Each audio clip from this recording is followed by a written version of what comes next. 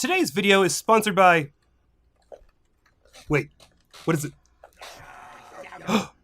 It's finally happened. They have accepted me as one of their own! No! They have made me their god!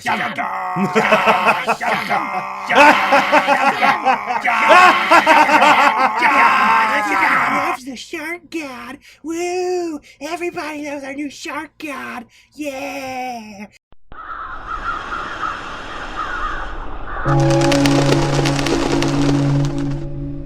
Cuphead is the first game by Studio MDHR, and it is a pretty hefty endeavor. By seeking to emulate 1930s cartoons and hand-drawing every form of animation, combined with creating a game that told Contra to go fuck itself, they were obviously putting a lot of work ahead of themselves. And the result is pretty phenomenal. Recreating styles, aesthetic, and sound design combined in a game that I can only summarize as not for everyone is pretty fucking triumphant, and the developers have an absolute shitload to be proud of.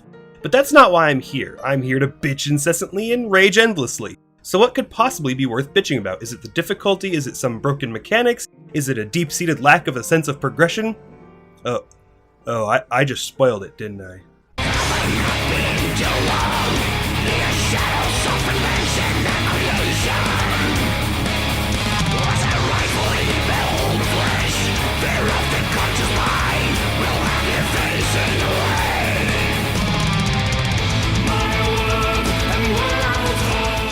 Let's be 100% fair, this is a good game. It's almost as good as people say it is. I say almost because the praise it gets tends to be in the absence of some serious issues the game has.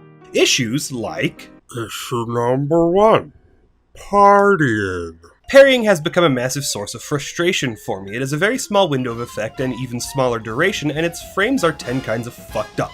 I honestly have gone to parry multiple times, taken the hit, and then the snap goes off informing me that the parry was successful. It's bad enough that it has such a small window of opportunity that you have to be very deliberate with its use, but it becomes a gigantic obstacle when boss fights then become centered around it and the mechanics actively fight you. It's even more unpredictable depending on the angle of your jump. You can parry an enemy above you while your jump is in ascent, but it becomes even less reliable, and being at a slightly different angle causes your parry to miss and you take a hit, while Cuphead swings around wildly as though the object wasn't even pink to begin with. It makes quick, decisive parries too much of a risk and destroying the flow of the fight by forcing me to run away, as my only options are giving up my position, or gamble on something working 99 out of 100 times, suddenly failing every time just because the angle was slightly off, even though the hitboxes are lined up properly. It's one thing when the game is difficult, it's a completely separate thing when I'm dealing with some procedural generation, but when my mechanics suddenly turn on me, it starts to stab in the kidney a little. Lastly, it's really fucking annoying when I go for a parry knowing the bounce will leave me in a safe zone, just for that safe zone to suddenly become unsafe after I parry, and the recovery frames prevent me from dodging. It's essentially a skill that even when successful will leave you taking damage half the time anyway. It's kind of a mess. Issue number 2. A lack of necessary Polish people. Watch this.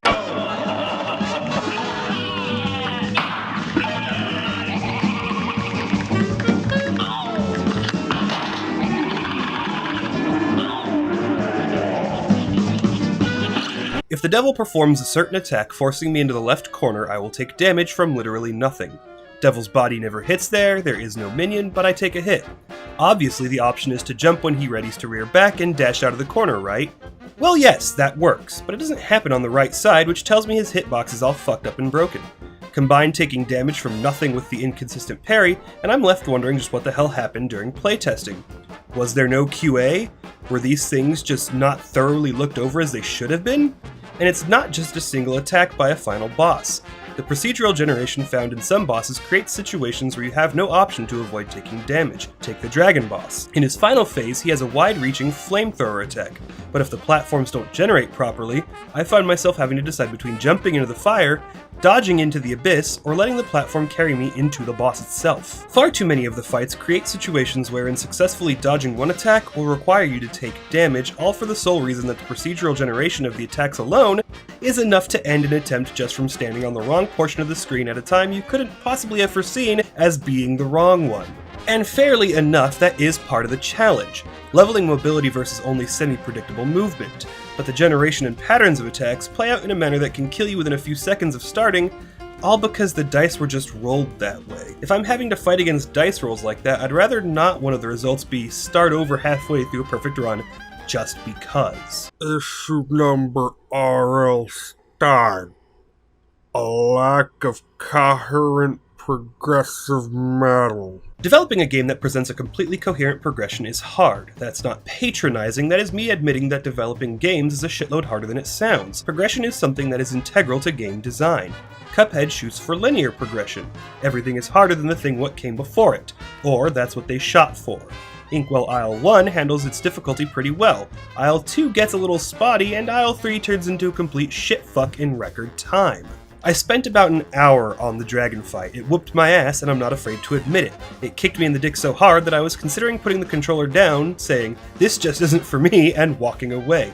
Then I remembered, that's a pussy-ass cop-out, and went on to kill the fuck. And in that moment, after slaying the dragon, I was pumped. I was God. I was indie-fucking-structable. And then the next island bosses were so fucking easy that I completed half of them on my first try and only took a hit because I was acting like a moron, with the rest being easier fights than on the previous island. And I was unhappy. After all that trial, the next bosses went down in just a couple tries. I was confused as fuck, each boss easier than the last. How the fuck did I go from getting my shit stomped in to conquering in 4 easy steps? Did I really improve that much over the course of 2 fights? Fuck no, I'm the guy who tried fighting Aldrich with 600 HP and empty armor slots. I don't learn that fucking quick. So what the hell happened? Well, as I see it, there are 2 options. Option 1, the game features really bad challenge progression. I'm sticking with this one because, as I said earlier, difficulty curve becomes really spotty and inconsistent on Isle 2. The second option, however, is after what the devs knew were a couple of insanely hard bosses, they decided to give me a short victory lap. But there are problems with this theory, the main one being, it's assuming a bit too much on developer intent. So I'm inclined to stick with option 1. I spent a year or 2 training in the mountains, found out my buddy's shit got fucked, rescued Griffith from the deepest dungeon, fought through the Royal Guard, escaped the city, and just when I thought I was free, fucking Bazuso showed up, back from the fucking dead. Are you kidding me? I didn't sit through all that shit just for you to dick me around.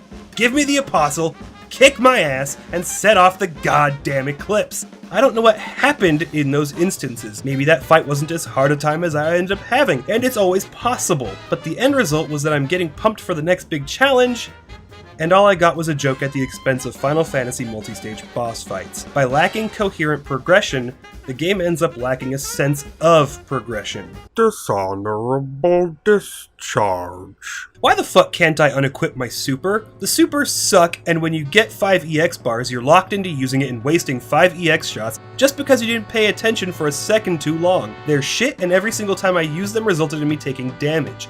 Let me turn them off. Let's say something nice about the Japanese. I'm a fair man, and I gotta say, that little death card that shows your progress through fights and levels is pretty genius. Looking at how far I came in a fight, I was able to look back and evaluate what was working, re-strategize, figure out how best to optimize actions and to get to this point with more health, put those plans into actions, and see how it stacked up against my previous run.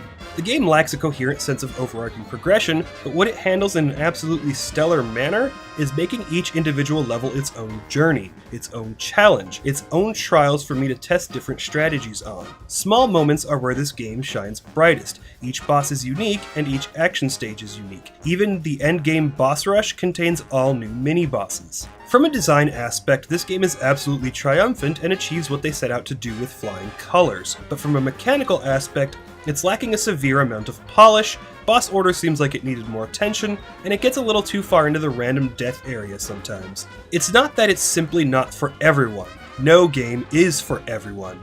It is in fact that it's a pretty niche title, and that really sucks to say because it means it's very hard to recommend even at the $20 price point. If you're the type that is willing to sit there and have your master strategy fail just because the game is lacking polish, then you're already a psychotic masochist and you have already bought it.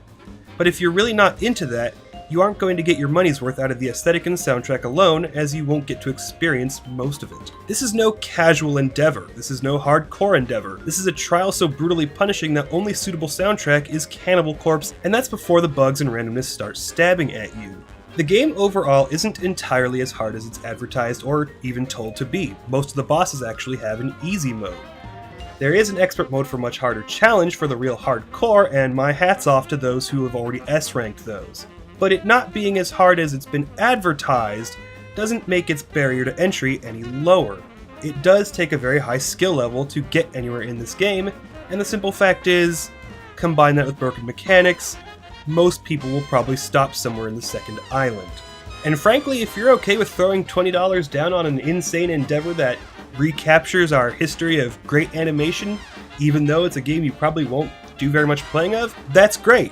But it's really not a sound business strategy to go on from my standpoint. Anyway, I'm the TheNecroswanson, and you can go fuck yourselves. Ocean man, take me by the hand, lead me to the land that you understand. Ocean man, the voyage to the corner of the globe is a real trip. Ocean man, the crust of a tan man and by the sand, soaking up the thirst of the land. Ocean man, can you see? So, it has come to this, has it?